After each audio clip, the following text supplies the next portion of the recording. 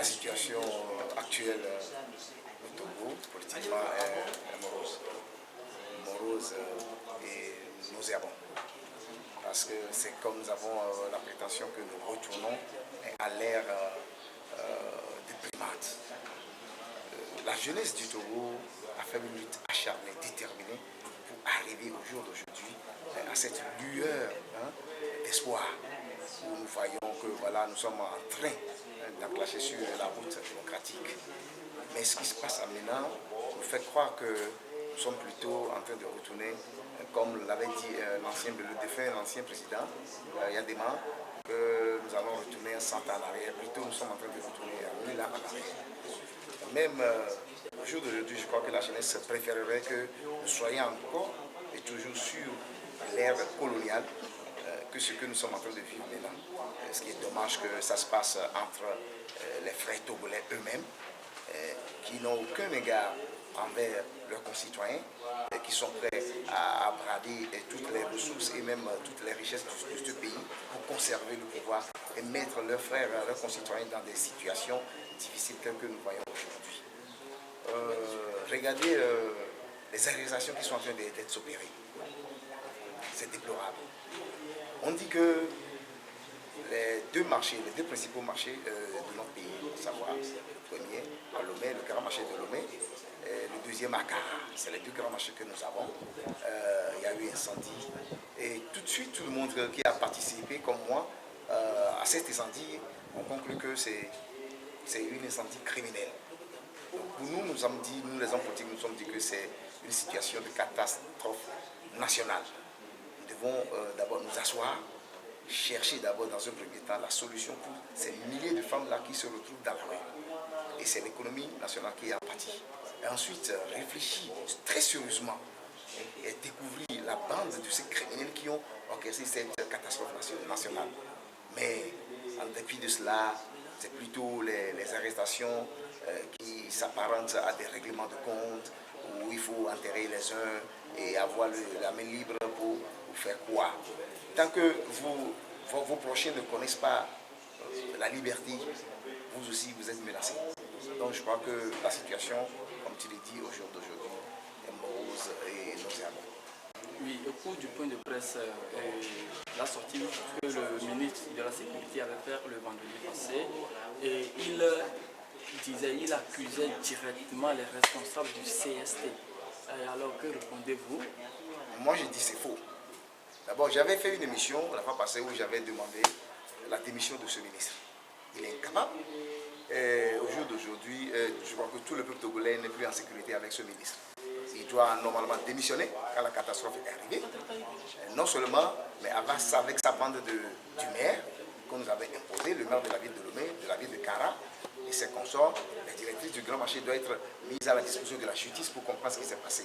Vous savez, dans le marché du grand marché de Lomé, la police est toujours à l'intérieur.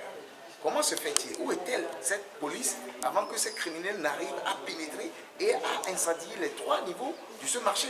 Donc, les gens qui étaient de garde le jour-là doivent être écoutés, non seulement écoutés, mais gardés sous surveillance judiciaire pour une vraie enquête. Et à côté de cela, il y a la gendarmerie également. Donc, on ne commence pas par là. Mais ce ministre, d'abord, quand le premier marché de le Kara a connu l'incendie, on nous a fait croire que c'est plutôt un fou qui avait mis le feu au marché de Kara. Bon, les gens étaient sceptiques à accepter ces thèses, et voici que au 3e jour, le marché du grand marché a pris cet incendie. Mais ça nous a fait réfléchir longtemps. Et on s'est dit, non, écoutez, donc ça veut dire que tout le Togo peut brûler sans que ce ministre ne réagisse. Bon, ils ont eux-mêmes appelé les sapeurs-pompiers du Ghana voisin pour venir leur donner coup de main. Mais malgré qu'eux-mêmes, ils ont fait venir, ils ont invité les sapeurs-pompiers du Ghana, ils les ont gardés à la frontière pendant plus de 3 heures, le temps que tout se consume. Non seulement ça, une autre thèse, c'est que le maire, le prétendu maire de la ville de Lomé, a voulu faire venir les sapeurs-pompiers, les camions de sapeurs-pompiers du port autonome de Lomé, et on avait dit non, que ce n'est pas la peine qu'ils maîtrisent l'incendie. Ils maîtrisent quel incendie alors que nous avons assisté à cet incendie. Donc ça veut dire que c'est une situation qui est préméditée. Il faut que pour eux, ceux qui ont fait cette forfaiture croient que le marché là doit totalement brûler. Ils avaient un but. Et le jour d'aujourd'hui, nous sommes en train de voir que le but qu'ils avaient, c'est plutôt de faire décapiter les membres du CST, d'arrêter tous les membres de l'opposition pour avoir un boulevard. Mais ce qu'ils oublient, c'est que par les élections passées, c'était montré que l'opposition avait la majorité. Et tel que vous voulez emprisonner, garder la majorité en prison, vous ne pouvez pas gouverner.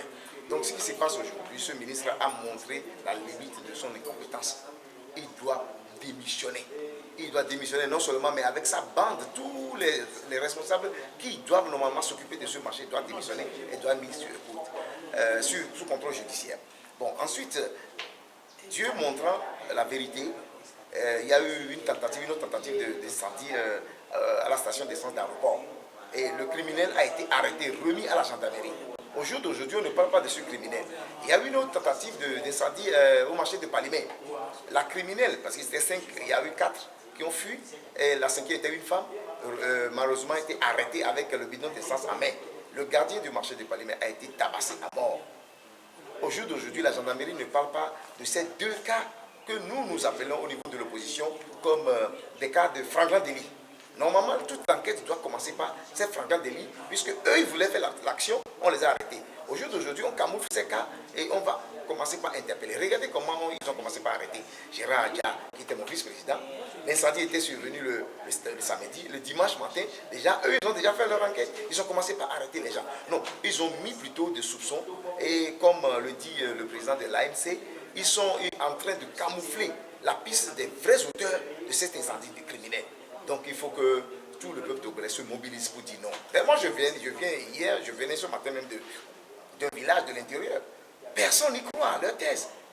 Même les femmes du marché qui ne connaissent pas le papier disent non, ça c'est une machination, non, ça c'est une machination. Parce que tel que les choses s'opèrent, normalement, c'est une enquête qui doit être, après bien sûr, après avoir mis sous contrôle judiciaire, ces responsables dont je parle. Et le ministre de la Sécurité même doit être mis sous contrôle judiciaire. Après maintenant, avoir mis ces gens sous contrôle judiciaire, l'enquête doit être confiée à la police judiciaire qui doit prendre un temps, ne serait-ce que 1 mois, 2 mois, 3 mois avant de publier les résultats de l'enquête. Mais tel que ça se passe, c'est comme ils sont en train de camoufler,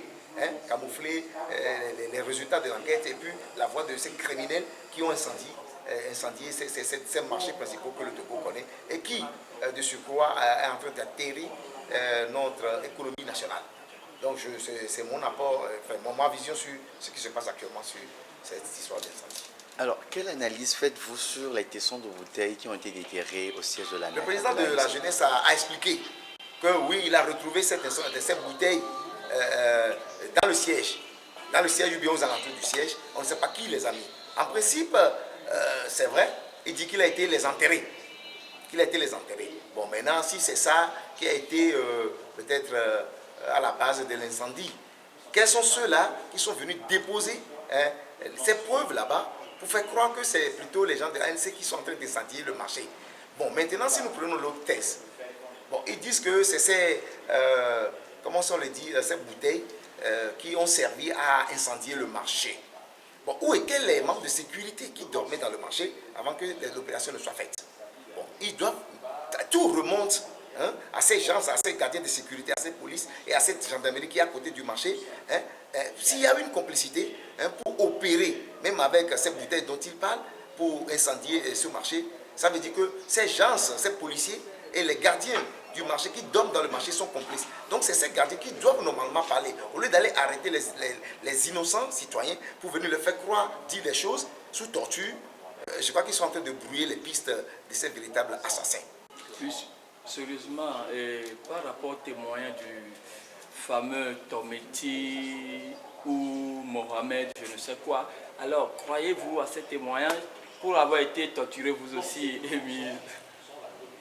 Vous savez, je vais vous dire quelque chose, je vais raconter une anecdote pour vous répondre à ça. Si tu n'as jamais fait la prison, tu peux peut-être avoir un soupçon où tu seras dans un doute de cette allégation. Quand nous avons été arrêtés, les gens qui n'avaient jamais été arrêtés et devant les mailles de la gendarmerie et à nos côtés étaient prêts à tout pour que la gendarmerie les libère. Les gens étaient prêts même à vendre leur maman pour que la gendarmerie les libère. Je ne sais pas si j'étais répondu à la question. Merci, monsieur.